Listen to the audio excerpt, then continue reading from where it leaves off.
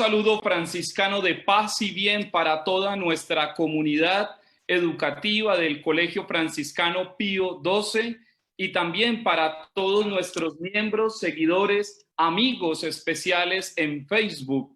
Damos un saludo especial a Fray Héctor Eduardo Lugo García, ministro provincial de nuestra amada provincia franciscana de la Santa Fe, quien hoy como invitado de honor nos va a acompañar en este momento tan especial de nuestra primera formación docente a todos nuestros educadores de nuestra institución, y estamos en este contexto de la formación de rigor, de diálogo a todos nuestros seguidores en Facebook. Padre Héctor Eduardo, bienvenido a este momento tan especial. Y como lo ha indicado el Padre César, nuestro director de evangelización, es para nosotros todo un placer y un honor poder contar contigo en esta tarde.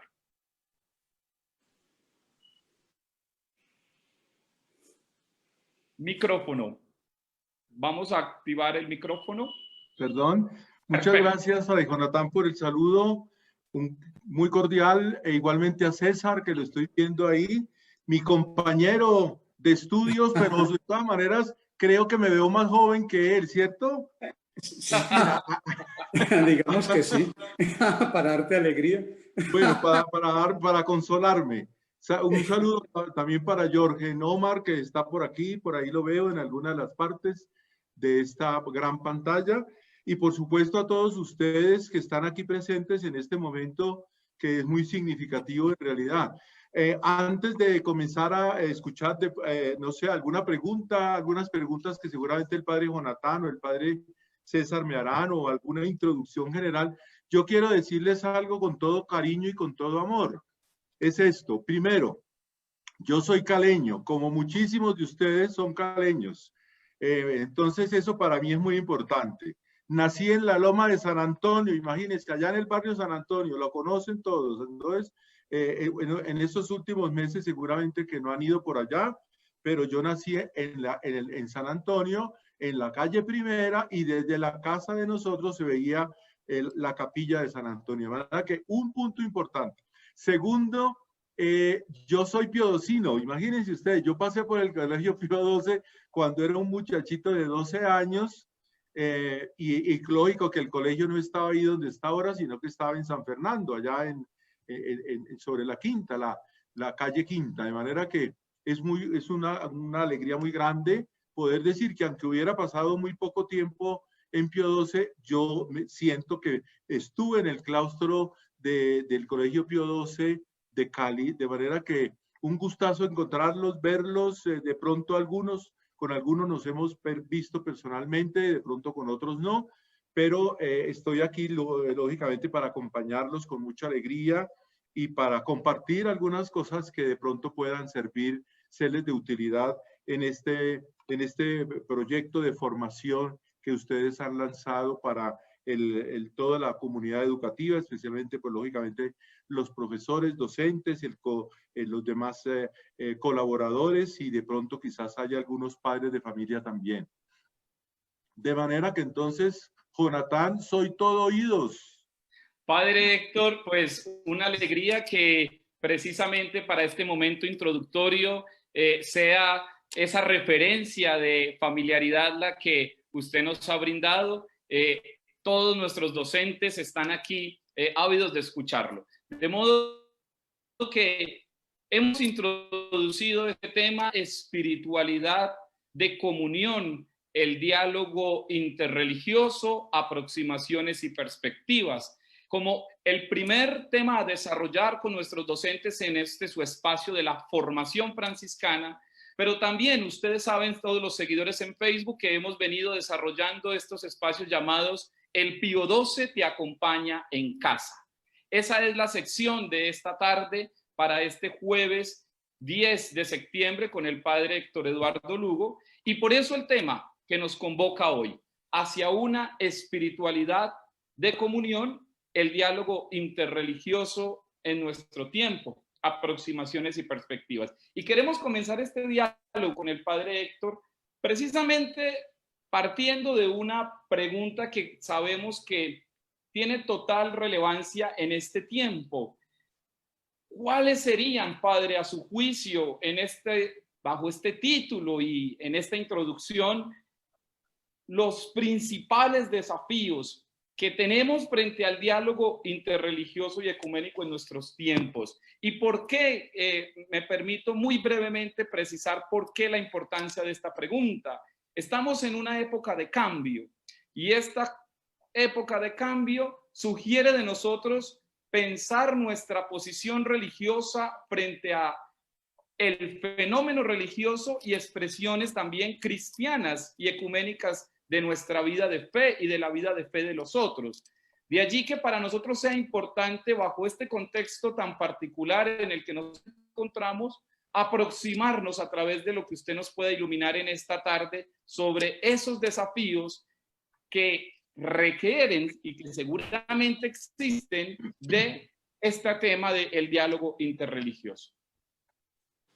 Bueno, muchas gracias, Jorgen, por esta, digamos, introducción general. A ver, yo quisiera, de una manera muy sencilla, decirles lo siguiente. En primer lugar, el título tiene como dos partes, ¿cierto? Es decir, está cuando ustedes me dicen hacia una espiritualidad de comunión, y lógicamente de allí nace el tema de los desafíos del diálogo interreligioso entre las religiones y el diálogo entre los que creemos en Cristo, es decir, lo que llamamos un diálogo ecuménico, mundial, planetario, pero de todos los que creemos en Cristo. Yo quisiera, mis queridos oyentes, a profesores, compañeros, porque yo soy profesor como ustedes, me encanta la docencia, toda la vida he sido, me ha fascinado el tema de la docencia. Ojalá que ahora que termine dentro de pocas semanas mi servicio como provincial, entonces yo pueda volver a las aulas de un colegio o de una universidad. Vengo entonces a la cuestión, hacia una espiritualidad de comunión. Quiero comenzar por un punto que de pronto a ustedes les parezca un poquito extraño. ¿Por qué? Porque no quisiera que viéramos el tema de espiritualidad de comunión solamente desde un punto de vista religioso, es decir, como si fuera una temática exclusivamente religiosa o una temática, digámoslo así, de pertenencia a un grupo religioso, llamémonos católicos, llamémonos judíos, llamémonos musulmanes, budistas, sintoístas, o dentro de todos los que creemos en Cristo, que nos llamemos católicos o que nos llamemos anglicanos o luteranos o calvinistas o los grupos que normalmente se ha dicho que son los grupos protestantes. Ya no podemos decir sectas, la palabra no es correcta porque estamos en un proceso de comunión. Entonces, vean ustedes cómo la expresión que me pareció muy interesante hacia una espiritualidad de comunión. Miren, lo primero de la expresión espiritualidad de comunión para nosotros, los que decimos ser creyentes, es un tema, ¿por qué comunión? Porque nosotros no vivimos solos, porque nosotros no decimos que somos creyentes por el hecho de que decide decir yo tengo fe y ya, y se acabó el cuento. No. Aquí hay un tema muy importante que es en el cual yo quiero iniciar de una manera supremamente simple. Comunión. ¿Comunión con quién? Comunión, unión común. ¿Unión con quién? En primera instancia, con Dios Padre, Dios Hijo, Dios Espíritu Santo. Es decir, es la cercanía de una Trinidad. Es decir, cuando nosotros decimos que hemos recibido el bautismo, lo recibimos porque allí nuestras familias, la iglesia nos ha propuesto que comencemos a adherir, a unirnos a la Trinidad. Es decir, es un Dios trino con el que hacemos comunión y entre ellos Padre, Hijo y Espíritu Santo hay comunión, ¿verdad? Entonces es como con nosotros, no me voy a meter en problemas teológicos ahora, ya después en otra ocasión, si ustedes creen podemos hacer eso, es como tener una lámpara y esa lámpara tuviese 3 luces, pero es una sola lámpara que ilumina a todos. Bien, entonces la expresión espiritualidad de comunión, la primera parte es: yo tengo que estar en comunión, en unión con Dios Padre, Hijo y Espíritu Santo.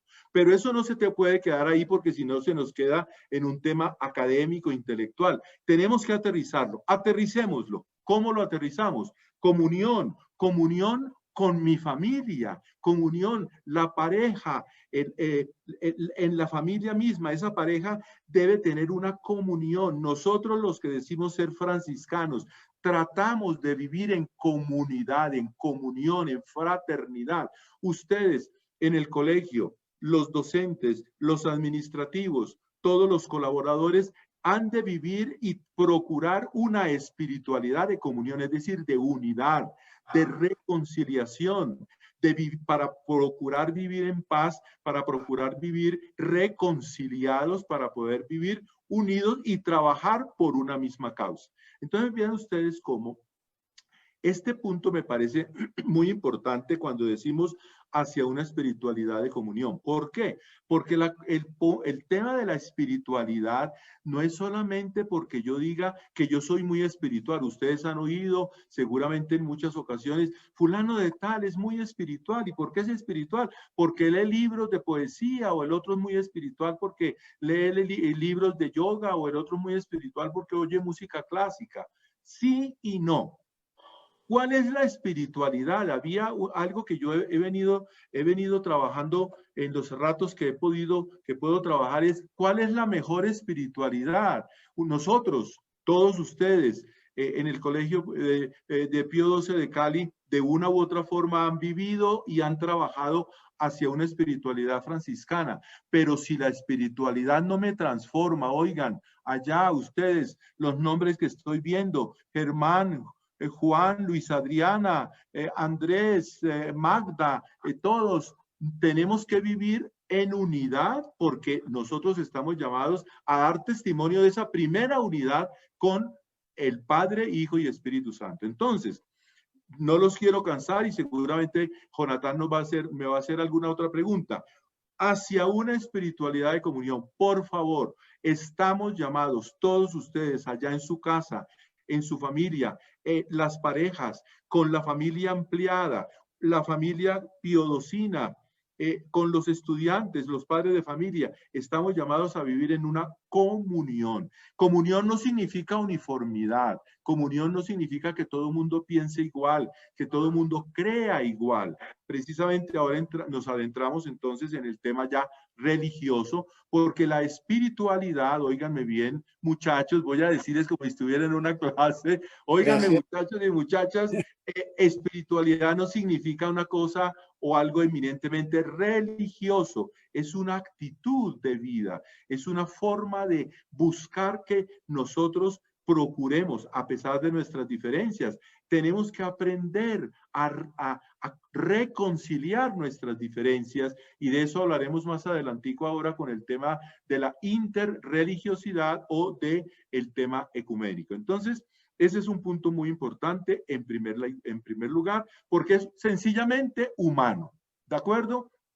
Sencillamente humano, es decir, que todos trabajemos por unidad, por una verdadera comunión, que sepamos reconciliarnos, que nos sepamos perdonar, que nos sepamos acercar el uno al otro, que sepamos entender que a pesar de las distancias que causan las maneras de ser, de pensar, de actuar, de amar, de creer, de vivir, a pesar de todo eso, procuramos entonces aterrizarlo viviendo en unidad, o procurando trabajar por la unidad. Disculpen que me alargué más de la cuenta con la pregunta que me hiciera Jonathan. Yo quiero pedir la palabra. Claro que sí, padre César. ¿Puedo hablar? Claro que sí, padre. Bueno, te agradezco, Jonathan. No, quería preguntarle yo a Héctor, con toda certeza, entonces podemos decir que el origen de la espiritualidad de comunión lo encontramos en la Santísima Trinidad. ¿Es así? Es así, porque la comunión no es simplemente por el prurito, perdóneme la palabra, de estar unidos, porque mucha gente, un club un grupo de fútbol o yo que sé, cualquier otra cosa, pueden estar unidos. Lo une el interés del dinero o el interés del negocio o algo. Nosotros cuando hablamos de espiritualidad hacia una espiritualidad es porque estamos en camino, pero hay que pensar que ese camino inicia comprendiendo que nosotros como creyentes, los que estamos aquí, no sé si habrá de pronto por ahí algún musulmán o alguna judía o algún budista, no lo sé, pero de pronto sí, y no importa que estemos trabajando en un colegio católico Pío XII franciscano, precisamente por ser franciscano podríamos y deberíamos tener esa apertura. A tu pregunta, César, entonces, ciertamente allí comienza el hilo conductor del nacimiento de una comunión, porque no es una comunión filosófica, no es una comunión como en el tema, digámoslo, solamente antropológico, sino que es una comunión real. Es una comunión de todos los días a partir de lo que nosotros decimos creer. Gracias. Muy bien. Gracias. Padre Héctor, una de las aproximaciones que usted nos ha brindado frente al tema de la espiritualidad de comunión, ¿qué le parece si tomamos el segundo elemento de este título, como usted bien lo ha señalado, de estos dos momentos, la espiritualidad de comunión y, por lo tanto, entrar un poco en este diálogo interreligioso, la implicación de un diálogo interreligioso desde nuestra experiencia de fe, pero también desde el reconocimiento a esas otras formas de expresar una vida de trascendencia, una vida de fe, una experiencia con ese ser superior que en algunas expresiones religiosas tiene nombre, en otras tal vez no, y por lo tanto que usted pudiera dilucidar un poco a nosotros también esa realidad interreligiosa y nuestra actitud frente a ella. Muchas gracias, Jonathan. Me gusta mucho la pregunta. Lógicamente que es muy complejo, ¿no? Yo no me las vengo a dar aquí de mucho. Es posible que muchos de ustedes sepan más de esto que yo, pero vea, simplemente comenzar por aquí también. Así que como comencé sencillo, espiritualidad de comunión porque creemos, somos creyentes, hay un Padre, un Hijo y Espíritu Santo y que nos conduce hacia la unidad, igualmente en esto. ¿De dónde nace la palabra, la expresión, religión, religiosidad, religioso, religiosa? No es un tema que inicialmente uno pueda decir que sea por cuestiones de devoción o porque yo vaya a una iglesia, a una mezquita o a cualquier lugar de culto en donde yo me encuentre. No.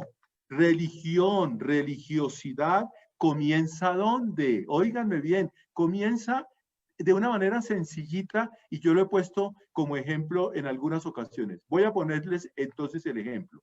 Resulta que en un espacio, en una habitación, en fin, en alguna parte, está la mamá en un lugar, en una esquina, supóngase usted está leyendo o tejiendo. Y por aquí cerquita de ella hay su niño, su hijo, que está jugando. Ahí está jugando el niño y él sabe que la mamá está allí y tal, y están los dos, ¿cierto? Estamos hasta ahí bien. Resulta que en un momento determinado, cuando está el niño jugando y la mamá del niñito está leyendo, tejiendo o lo que fuera, se va la luz.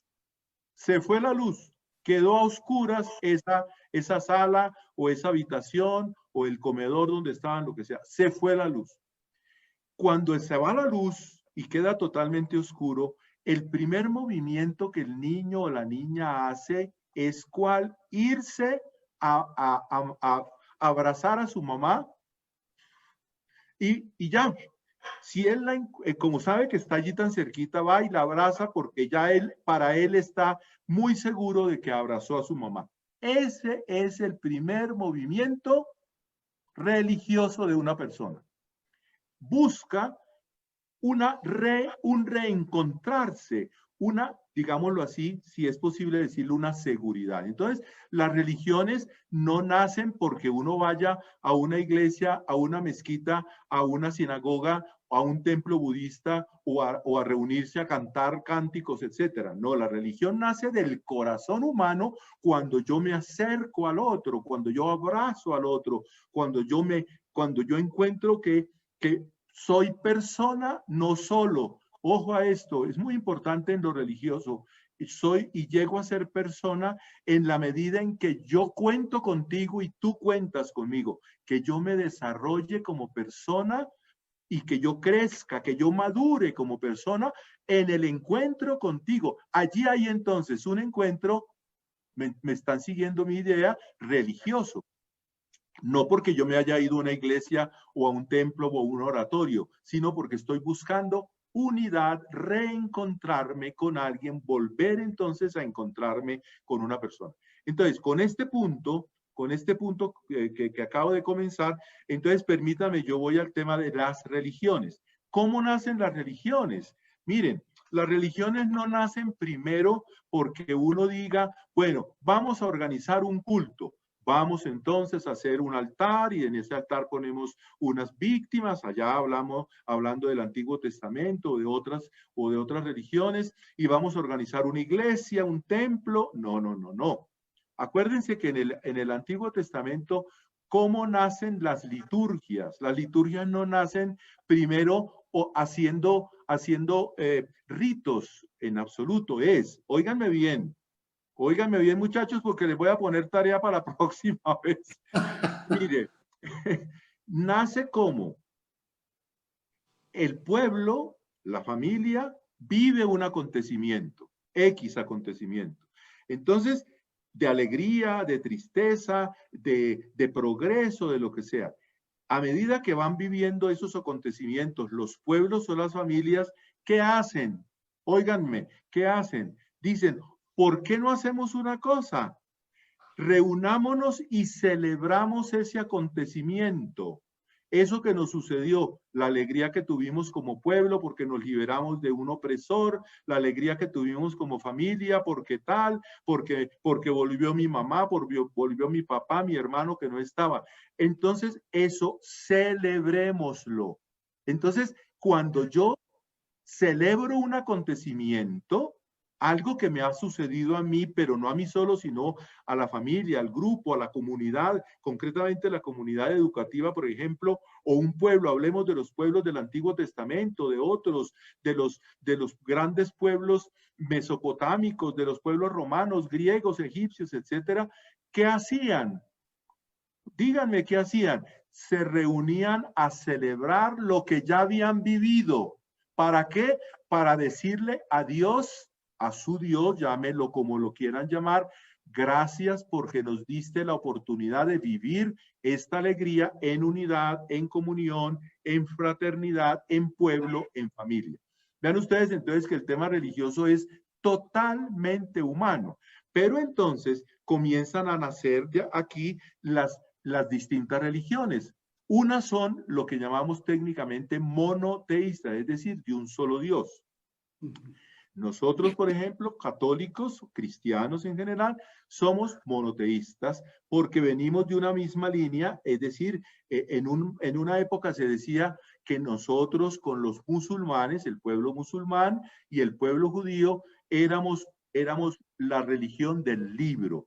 No es muy exacto decir eso porque nosotros seguimos la Sagrada Escritura, creemos en ella, pero no, para nosotros la Sagrada Escritura no es un libro, no. La Sagrada Escritura es una vida, un proyecto de vida para celebrar la vida y ofrecerle agradecimientos y sacrificios de mi propia existencia, de nosotros como grupo, como familia o como pueblo, al Dios en que creamos. Entonces, vean ustedes, van naciendo así las religiones de acuerdo con las distintas formas de acercarse a esa concepción. Entonces, aparece el pueblo judío que dice, nosotros no podemos pronunciar el nombre de Dios.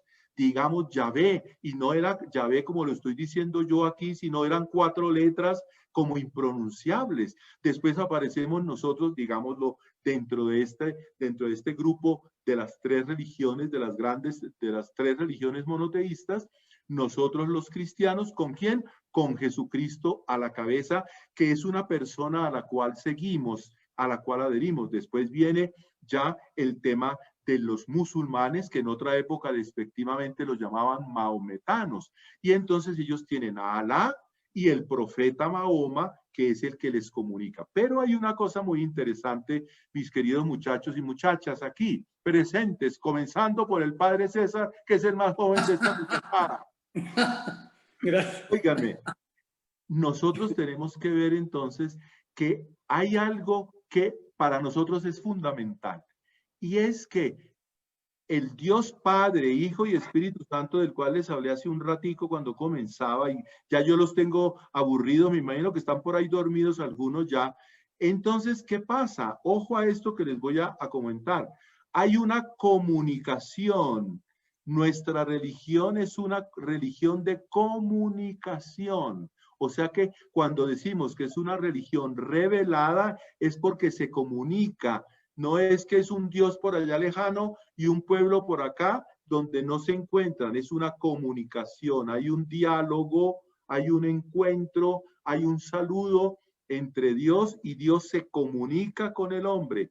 El Padre nos envía a Jesucristo, ¿para qué? Para que se comunique con nosotros, para que se encuentre y nos dé una buena noticia. En la primera noticia no es que viene a perdonarnos los pecados. La gran noticia es de salvación, de que nos ama.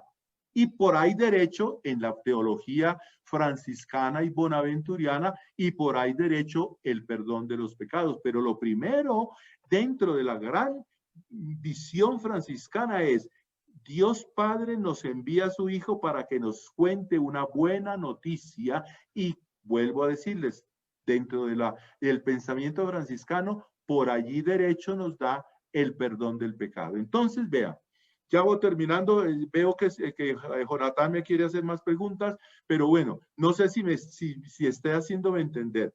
Entonces van naciendo los grupos religiosos que entonces denominan a Dios de distintas formas y se dirigen a Él de distintas formas. Y van naciendo entonces las liturgias.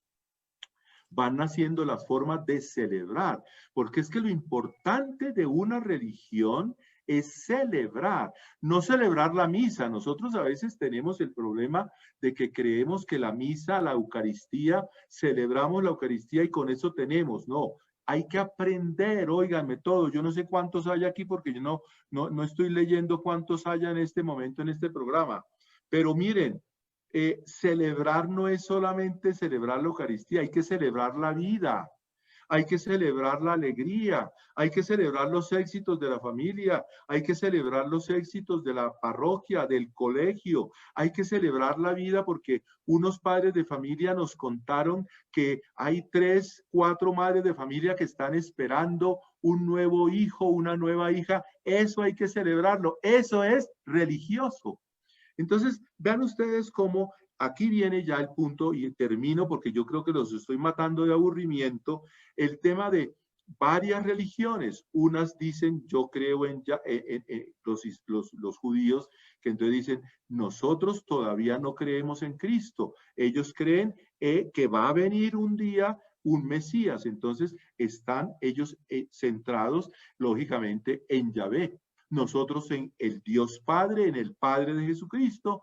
El mundo musulmán, que no es el mundo árabe, mucho cuidado, no es el mundo árabe. Precisamente mañana vamos a celebrar aquel famoso hecho que volvió tantas cosas, que se confundió el mundo con el tema en que el 11 de septiembre los musulmanes, mire todo lo que hicieron. Un momentico, hay que mirar eso con mucha prudencia.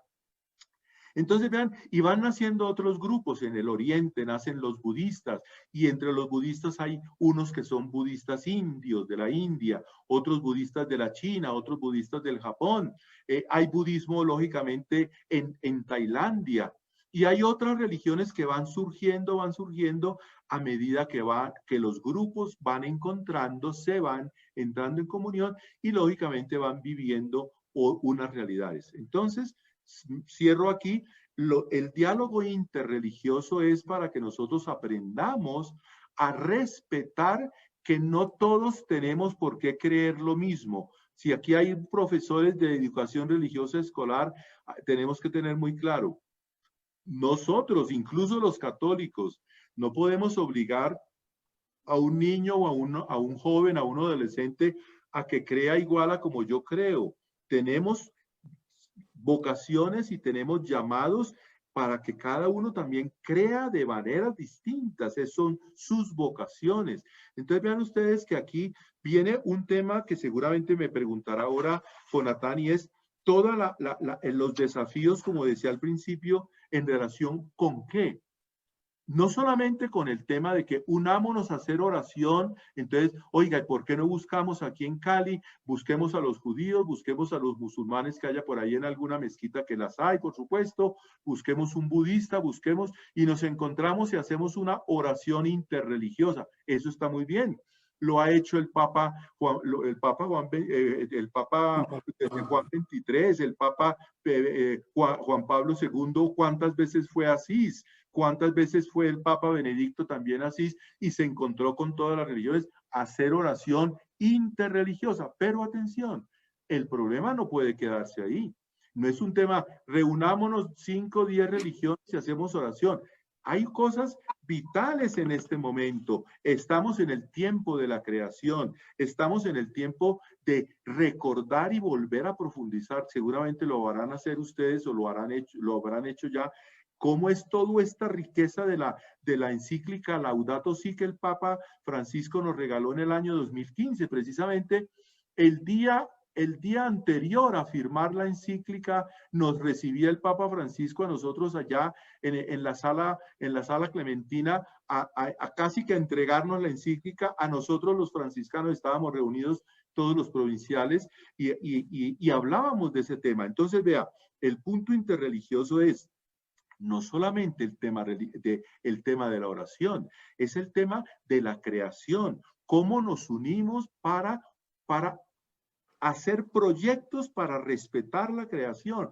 ¿Cómo nos unimos contra la violencia? ¿Cómo nos unimos por la paz y contra las injusticias? ¿Cómo nos unimos contra la disociación, la división, contra las personas que quieren sembrar odio y separación entre nosotros? Todo eso tiene que unirnos a todos los que nos llamamos religiosos, llamémonos cristianos, católicos, musulmanes, budistas, sintoístas, protestantes, anglicanos, lo que sea. Perdone que me alargué mucho y creo que ya deben estar muertos de cansancio y de aburrimiento. Qué pena. No, para nada, padre Héctor. Estos desafíos que usted nos está planteando son realmente importantes para nosotros poder tener en cuenta.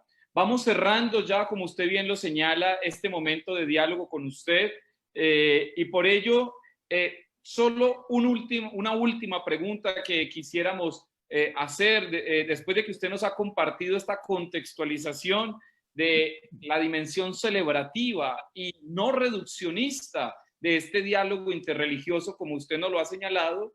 Qué bueno poder simplemente ir terminando, padre, con, a su juicio, ¿cuál es para usted el principal aporte, o si pudiésemos hablar de los principales aportes de este pensamiento franciscano en el marco de este diálogo interreligioso y ecuménico? Es extraordinariamente grande. Miren, yo creo, tampoco voy a hacer aquí una clase, ni mucho menos, pero es que aquí hay un tema fantástico, es que Francisco de Asís es un hombre, primero es el que se ganó el corazón del mundo. ¿Y por qué se ganó el corazón del mundo? Porque es universal, porque es ecuménico, porque es abierto. Él no quería que nosotros nos metiéramos solamente y nos encerráramos, porque él no fundó la orden franciscana para que fuéramos monjes. Nosotros, los franciscanos, no somos monjes, somos hermanos para servir a los hermanos, para entregarnos a su servicio. Entonces, a tu pregunta, a lo largo de la historia de nosotros como franciscanos, todos estos 800 y más años, ¿qué ha pasado? Hemos procurado decirle al mundo no tanto qué es lo que yo puedo hacer por ti, sino lo que tú quieres que yo haga. Yo te pregunto a ti, ¿En qué te puedo ayudar? No simplemente llego a decir, aquí llego yo y impongo lo mío y esto es lo que se debe hacer. Aquí impongo mi religión y mi manera de ser o de pensar. Entonces vean ustedes cómo a lo largo del tiempo la familia franciscana nos ha dado unas lecciones de ecumenismo extraordinario. ¿Qué es, perdóneme, qué es ecuménico? ¿Qué significa ecuménico? Abierto, mundial, planetario. El que tenga alma franciscana, nosotros 4 tenemos hábito franciscano, pero ustedes todos los que están en esta sala tienen corazón franciscano, de pronto más grande que el de nosotros. Y por eso podemos decir, miren, tenemos que aprender a ser ecuménicos, es decir, abiertos. No podemos pensar que es que si las personas, niños, niñas, jóvenes, adolescentes, ya más grandes, universitarios, en la casa, etcétera, no, que todos tenemos que pensar igual, creer igual y tal. No. El que tenga corazón franciscano tiene corazón ecuménico, abierto y respetuoso a la forma de entender el tema religioso. Entonces, ¿qué pasa aquí, mis queridos amigos y amigas? Que el franciscanismo muestra o es muestra de un gran diálogo interreligioso, si ustedes me aceptan en ese sentido esa frase. ¿Por qué? Porque estamos mostrando y buscando el respeto. Es decir, también algo que no se me vaya a olvidar y es el aprender a reconciliar nuestras diferencias. Ustedes los que me están oyendo, ustedes todos y todas, ustedes saben que en sus casas, que en el colegio, que en muchos lugares hay muchas diferencias. Pensamos así, actuamos así, un profesor dice esto, el otro lo otro, no sé qué, el de más allá, el fraile X dice una cosa y el otro piensa de otra. Allí nosotros tenemos que ser hombres y mujeres de unidad. Vuelvo con mi primer puntico de reconciliación. Yo no tengo por qué exigir que todo el mundo piense como yo, que todo el mundo crea como yo, que todo el mundo ame como yo. Tengo que ser abierto, ecuménico, franciscano. Franciscano, ¿qué significa? Abierto a las posibilidades de los otros dentro de su libertad, dentro de su autonomía, sin que esto sea una autarquía, es decir, que cada cual se maneje y haga lo que le parezca, sino que me he hecho entender. Entonces, en el tema ecuménico, también un minutico antes, es que, lógicamente, hablamos del ecumenismo entre las religiones. Ecumenismo se hace entre los que creemos en Cristo, pero no podemos reducir eso solamente a decir, somos los que creemos en Cristo y entonces reunámonos a cantarle a Cristo y aplaudimos y cantamos, alabaré, alabaré. No, no, no. Eso es una partecita apenas del diálogo ecuménico. Tiene que haber un diálogo para construir sociedad, para construir paz, para construir madurez en la persona, para crecer, un diálogo para que entre todos crezcamos. Si hay profesores, profesoras, administrativos, bueno, todo el grupo de colaboradores de la comunidad piodosina, con toda seguridad que habrá quienes que no son católicos, muy bien. Nos respetamos, pero el problema no es solamente respetémonos, tú no me digas esto, yo no te digo lo otro, tú no te metes conmigo, yo contigo y punto, no. Ahí tiene que haber algo más. Algo, fíjense que ya dentro de 20 días el Papa Francisco nos va a regalar una encíclica que se va a llamar Fraternidad y toma las palabras de nuestro Padre San Francisco. Todos ustedes son hermanos. Así se va a llamar la encíclica. Todos ustedes son hermanos.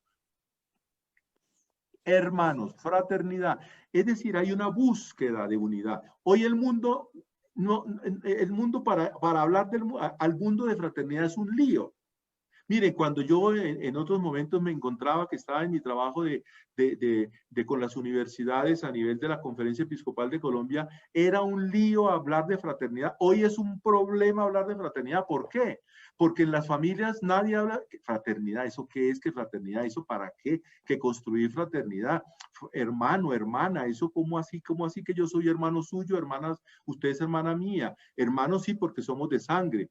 Pero, atención, todo lo que el Papa, les adelanto, lo que el Papa nos va a regalar con esta encíclica dentro de 20 días, va a ser fantástico porque va a abrir el panorama de todo lo que significa fraternidad y por lo tanto volvemos sobre este tema del diálogo interreligioso, del diálogo ecuménico y de la búsqueda de una espiritualidad de comunión hacia una construcción de un mundo más fraterno, a un respeto por la creación, a un respeto por la vida, a un respeto. Mire lo que estamos viviendo en este momento, es patético, lo decía Jonathan hace un ratico, nosotros estamos en este cambio de época tremendamente grande y esta pandemia nos está cambiando más, ya no podemos ser iguales, ni desde el punto de vista académico, ni desde el punto de vista religioso, ni desde el punto de vista franciscano. Vamos a tener que hacer toda una relectura de cómo es que nosotros vamos a... Ciertamente hay un distanciamiento social,